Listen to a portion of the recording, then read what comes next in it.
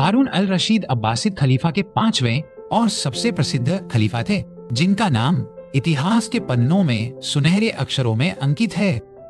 उनका जन्म 1920 में रहे इससे नाम के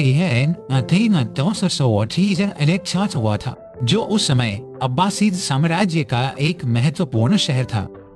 हारून अपने पिता खलीफा अल मेहदी और अपनी शक्तिशाली मां अल खजुरान के संरक्षण में पले बढ़े, जिन्होंने उन्हें शासन की कला सिखाई।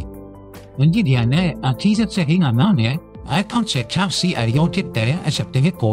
साहित्य, इतिहास और सैन्य रणनीति शामिल थी।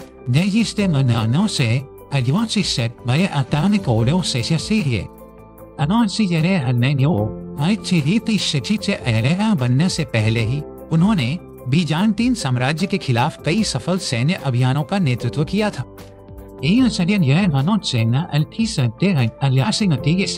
उन्हें अल रशीद की उपाधि दिलाई, जिसका अर्थ है सही मार्ग पर चलने वाला या न्यायप्रिय।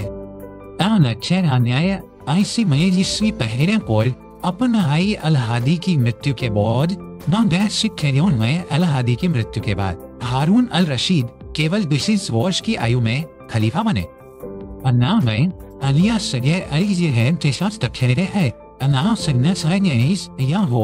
अब्बासिद खलीफा के स्वर्ण युग का शिखर माना जाता है। बगदाद उनकी राजधानी दुनिया का सबसे बड़ा और सबसे समृद्ध शहर बन गया, जो ज्ञान और संस्कृति का केंद्र था। उन्होंने बैत अल हिकमा या ज्ञान का घर की स्थापना की, जो एक विशाल पुस्तकालय और अनुवाद केंद्र था।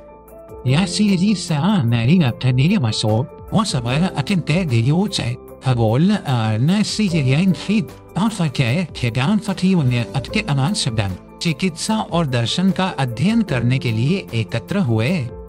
हारून अल रशीद कला और विज्ञान के एक महान संरक्षक थे।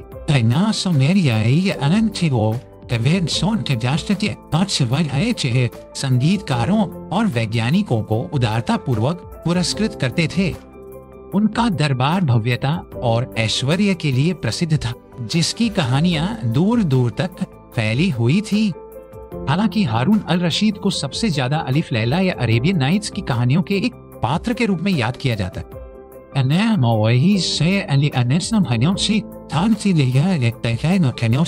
उन्हें अक्सर एक बुद्धिमान और न्यायप्रिय शासक के रूप में चित्रित किया गया है, जो भेष बदलकर अपनी प्रजा के बीच घूमते थे।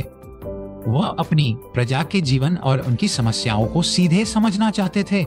यह चीजें ना से ना ऐसी है, ऐसा हुआ है। ये रात की यात्राएं उन्हें अन्याय को उजागर करने और जरूरतमंदों की मदद करने का अवसर देती थी। एक प्रसिद्ध कहानी में उन्होंने एक गरीब मछुआरे की मदद की, ने परेशान किया था।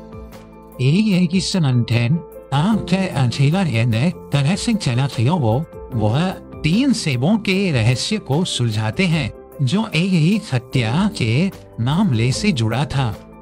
हालांकि ये कहानियां काल्पनिक है, वे हारून अल रशीद की न्याय और अपनी प्रजा के कल्याण के प्रति चिंता की लोकप्रिय छवि दर्शाती है।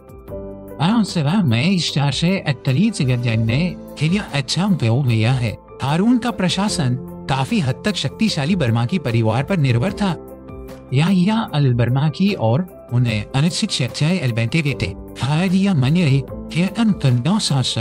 ने वजीर के रूप में साम्राज्य के दिन प्रतिदिन के मामलों को संभाला। बर्माकियों ने कर प्रणाली में सुधार किया, कृषि को बढ़ावा दिया और व्यापार मार्गों को सुरक्षित किया।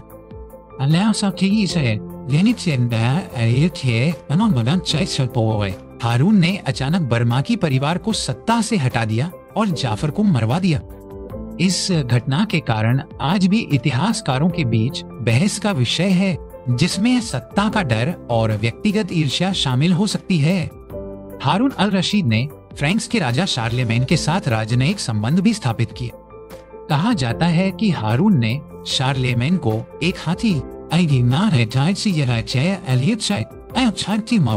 और एक जटिल पानी की घड़ी सहित कई शानदार उपहार भेजे थे।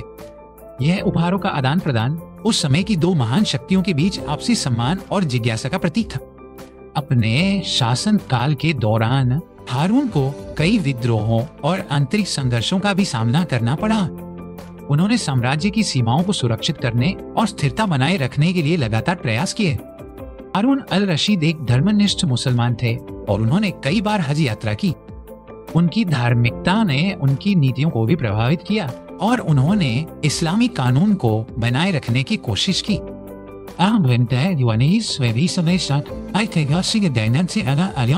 खुरासान में एक विद्रोह को दबाने के लिए जाते समय हारून अल रशीद बीमार पड़ गए।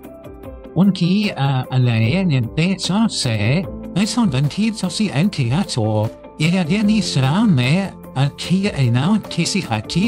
और उन्हें वहीं दफनाया गया।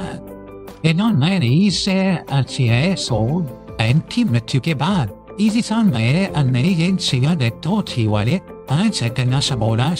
अल अमीन और अल मामून के बीच एक विनाशकारी गृह युद्ध छिड़ गया। इस संघर्ष ने अब्बासिद साम्राज्य को कमजोर कर दिया और उसके पतन की शुरुआत। हारून अल रशीद की विरासत जटिल और बहुआयामी है। वो एक शक्तिशाली और प्रभावी शासक थे जिन्होंने एक विशाल साम्राज्य पर शासन किया। उनका शासनकाल सांस्कृतिक और बौद्धिक उपलब्धियों का एक चमकदार युग था।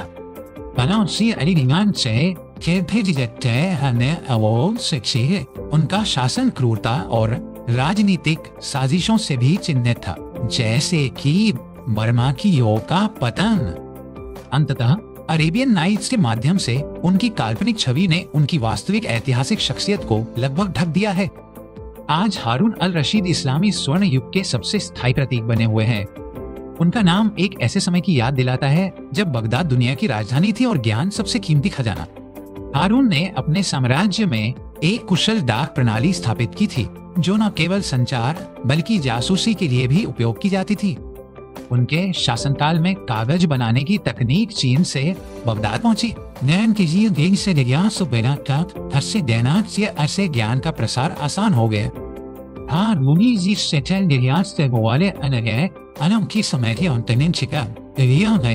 एक शक्तिशाली और प्रभावशाली महिला थी जो अपनी धर्मपरायणता और सार्वजनिक कार्यों के लिए जानी जाती थी। उन्होंने तीर्थयात्रियों के लिए मक्का जाने वाले रास्ते पर कुएं और सराय बनवाए।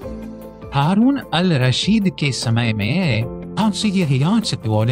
बगदाद के अस्पताल दुनिया में सबसे उन्नत थे, जहां रोगियों का मुफ्त इलाज किया जाता था। चिकित्सा के छात्र इन अस्पतालों में अनुभवी डॉक्टरों के अधीन प्रशिक्षण प्राप्त करते थे। हारून ने बीजान्टिन महारानी आयरीन के साथ एक संधि की थी, लेकिन उनके उत्तराधिकारी आइकाफोरस प्रथम ने इसी से तोड़ दिया।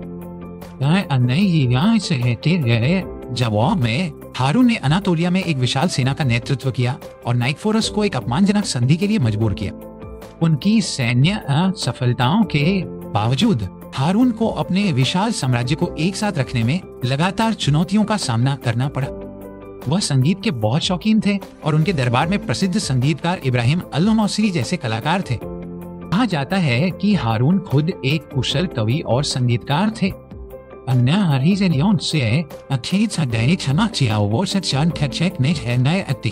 शतरंज का खेल फारस से बगदाद आया और बहुत लोकप्रिय हुआ। हारून खुद शतरंज के एक उत्साही खिलाड़ी थे और अक्सर अपने दरबारियों के साथ खेलते थे। की उदारता की कहानियां प्रसिद्ध है, जैसे कि एक कवि को एक कविता के लिए सोने से तोड़ना। हालांकि वे अपने दुश्मनों के प्रति निर्दयी भी हो सकते थे, जैसा कि बर्माकियों के मामले में देखा गया। हारून के साम्राज्य की समृद्धि सिल्क रोड के व्यापार पर बहुत अधिक निर्भर थी।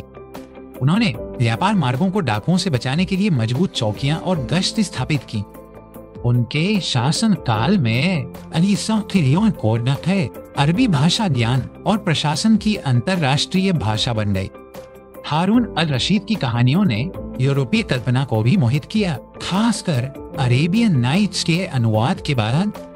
वह अक्सर ओरिएंटलिज्म कला में एक रोमांटिक और रहस्यमय प्राच्य शासक के रूप में चित्रित किए गए थे। हारून ने अपने उत्तराधिकार की योजना बनाने की कोशिश की, साम्राज्य को अपने दो बेटों अल अमीन और अल मामून के बीच विभाजित करके। मक्का में पवित्र गिरगार की दीवारों पर लटकाया गया था। अंततः ने अल अमीन को बगदाद और पश्चिमी प्रांत मिले, जबकि अल मामून को खुरासान और पूर्वी प्रांत मिले। हारून की मृत्यु के तुरंत बाद दोनों भाइयों के बीच प्रतिद्वंद्विता सतह पर आ गई।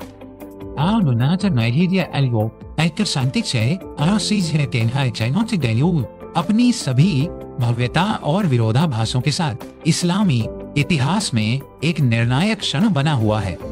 उनकी विरासत हमें एक ऐसे शासक की याद दिलाती है जो एक ही समय में एक प्रबुद्ध संरक्षक और एक निर्दयी निरंकुश दोनों था।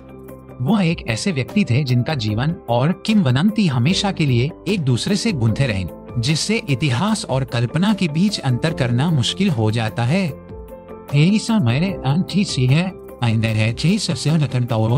काल में बगदाद में एक विशाल वेधशाला का निर्माण किया गया, जहां खगोलविदों ने सितारों और ग्रहों का मानचित्रण किया। उन्होंने जल प्रबंधन और सिंचाई प्रणालियों में भी भारी निवेश किया, जिससे कृषि उत्पादकता में वृद्धि हुई।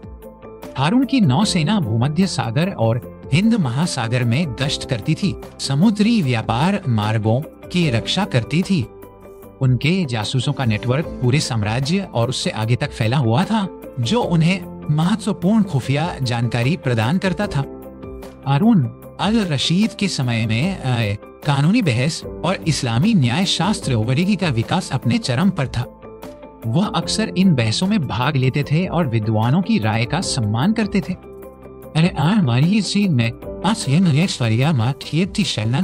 अल हैजुरान जो अपनी बुद्धि और राजनीतिक कौशल के माध्यम से साम्राज्य की सबसे शक्तिशाली महिलाओं में से एक बन गई। उन्होंने हारून के शुरुआती शासन काल में एक महत्वपूर्ण भूमिका निभाई, अक्सर पर्दे के पीछे से मामलों को निर्देशित करती थी। हारून के फरियान से दरबार में शिष्टाचार और प्रोटोकॉल का सख्ती से पालन किया जाता था, जो खलीफा की महिमा को दर्शाता था। उन्होंने एक विशाल स्थायी सेना बनाए रखी,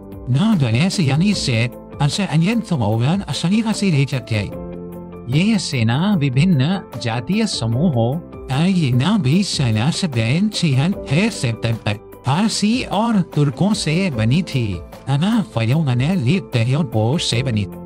हारून ने अपने साम्राज्य के विभिन्न हिस्सों में कई महल और निवास बनवाए। उनकी पसंदीदा शीतकालीन राजधानी रक्का आसियन में थी, जो यूफ्रेट्स नदी पर स्थित थी। हारून अल रशीद की मृत्यु ने अब्बासिद साम्राज्य के क्रमिक पतन की शुरुआत को चिन्हित किया, भले ही यह तुरंत स्पष्ट नहीं हुआ। उनकी कहानी शासकों को शक्ति की क्षणिक प्रकृति और एक स्थायी विरासत बनाने की चुनौती की याद दिलाती है। हारून अल रशीद का नाम हमेशा के लिए एक स्वर्ण युग, अरेबियन नाइट्स के जादू और बगदाद की खोई हुई महिमा से जुड़ा रहेगा।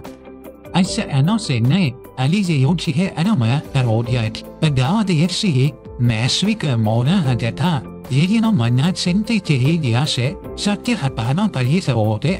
व्यापारी, विद्वान और कारीगर आते थे। शहर की सड़कों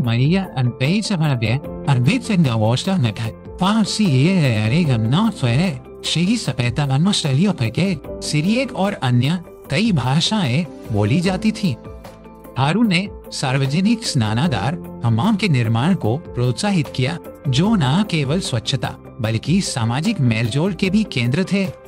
उनके समय में बगदाद में हजारों मस्जिदें, मदरसे और पुस्तकालय थे। हारून ने अपने साम्राज्य में एक समान मुद्रा प्रणाली को बढ़ावा दिया, जिससे व्यापार और वाणिज्य में आसानी हुई।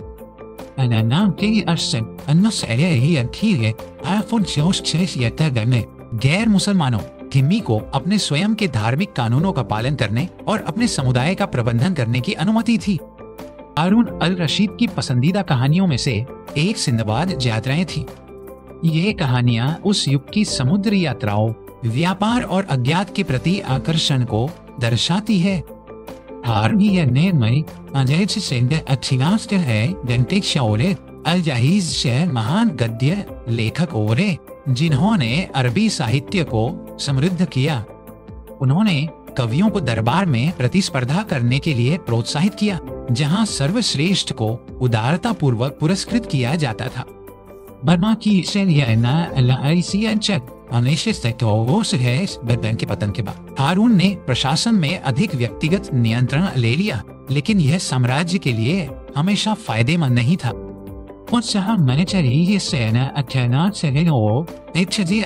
साम्राज्य की नौकरशाही कम कुशल हो गई है। हारून अल रशीद का व्यक्तित्व विरोधाभासों से भरा था।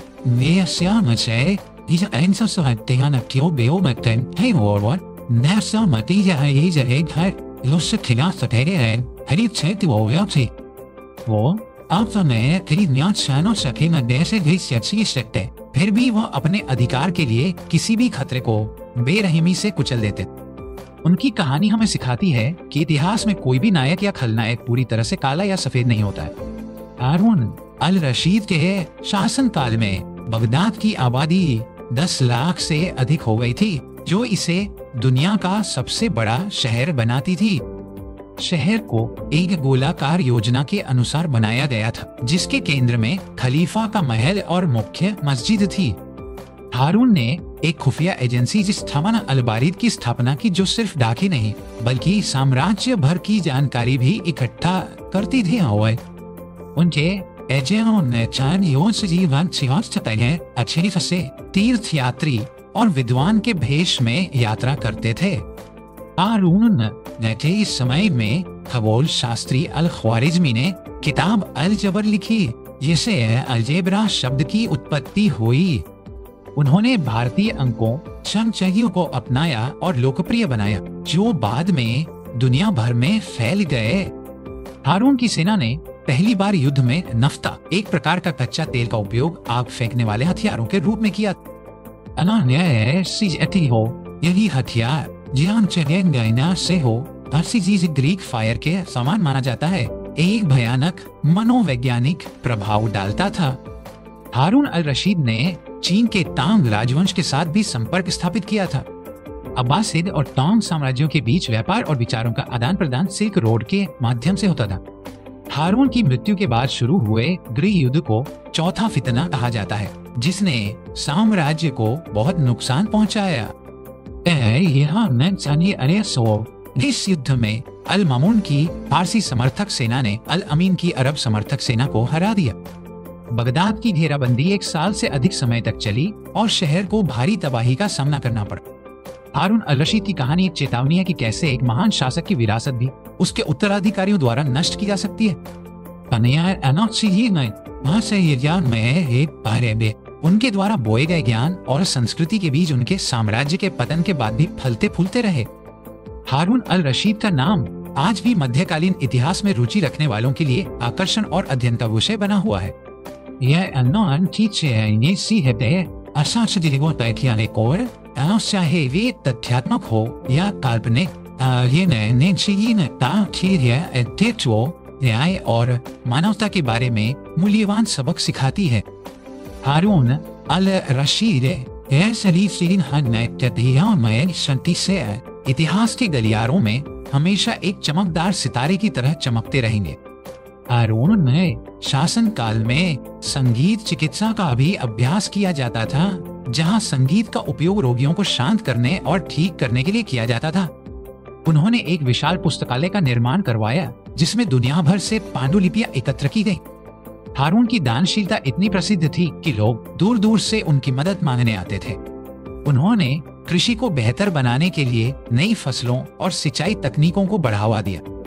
उनके शासन काल में अब्बासिद साम्राज्य की वास्तुकला अपनी भव्यता और जटिलता के लिए जानी जाती थी। हारून अल रशीद ने अपने साम्राज्य में कानून और व्यवस्था बनाए रखने के लिए एक पुलिस बल शुरता का आयोजन किया। वह अक्सर अपने मुख्य न्यायाधीश कादी अल कुदात से सलाह लेते थे, ताकि यह सुनिश्चित हो सके कि उनके निर्णय न्यायपूर्ण हैं। उनकी पत्नी जुबैदा फैशन और विलासिता की एक ट्रेंड सेटर थी, जिन्होंने जुबैदिया नामक एक विशेष प्रकार के जूते लोकप्रिय किए। के दरबार में भोजन कला का रूप था, जिसमें विस्तृत दावतें और विदेशी व्यंजन शामिल थे। मासूमियत के लिए तैयारियां बन सकते हैं। उन्होंने जानवरों के प्रति भी रुचि दिखाई और बगदाद में एक चिड़ियाघर की स्थापना की। हारून अल रशीद की कहानी एक ऐसे युग का प्रतीक है जब इस्लामी सभ्यता अपने शिखर पर थी।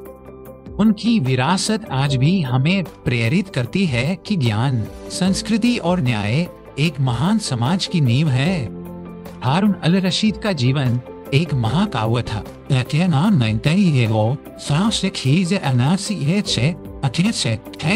त्रासदी, ज्ञान और रहस्य से भरा था। वो एक शासक थे जिन्होंने इतिहास के पाठ्यक्रम को बदल दिया और जिनकी किंवदंती समय से भी आगे निकल गई।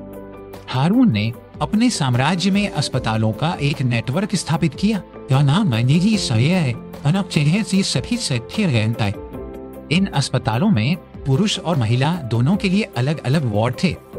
मानसिक रूप से बीमार रोगियों के लिए भी विशेष देखभाल और उपचार प्रदान किया जाता। के शासनकाल में बगदाद में एक पेपर मिल की स्थापना की गई, जिससे किताबों का उत्पादन बड़े पैमाने पर संभव हुआ। इसने ज्ञान को पहले से कहीं अधिक सुलभ बना दिया, जिससे साक्षरता और शिक्षा में वृद्धि हुई। हारून अल रशीद शिकार के बहुत शौकीन थे और अक्सर अपने बाज और कुत्तों के साथ शिकार पर जाते थे। ये शिकार अभियान न केवल मनोरंजन थे, बल्कि सैन्य अभ्यास और भूमि के सर्वेक्षण का भी एक तरीका थे।